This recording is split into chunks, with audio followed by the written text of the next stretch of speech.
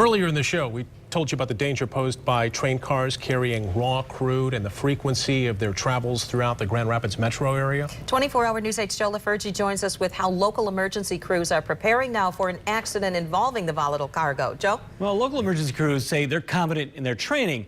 It's the things out of their control they worry most about.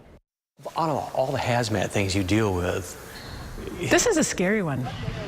And you only need to see the images out of Quebec, Canada to understand what Grand Rapids Fire Department Captain Kathleen Thompson's worried about.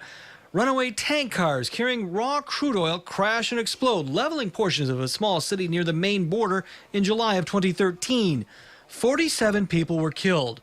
Right now, trains hauling crude are rare in Grand Rapids, rerouting from tracks to the south a couple of times a year when their normal routes are backed up by traffic, maintenance, or other issues. But as the U.S. tries to become less dependent on foreign oil, the more domestic crude is shipped by rail. The U.S. Department of Transportation says in 2008, 9,500 rail carloads of raw crude rolled across U.S. tracks. That number jumped to 415,000 carloads last year. Local responders believe it's only a matter of time before more loads come through the Grand Rapids area, rolling through everything from busy road crossings to residential neighborhoods. And the dangers go beyond the 400-foot-high fireball a tank full can create. Raw crude contains benzene and other carcinogens. Crude oil is tricky because it's more flammable than gasoline. Its flammability range is wider, and it's highly toxic. This one's hard because not only is it going to burn, and then it's going to hang around. And when it hangs around, it's going to be long-term monitoring, and then you got the cleanup.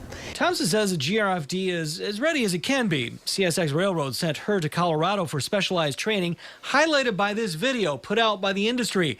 More GRFD members are expected to head west this year, and the entire department will get web-based training as well.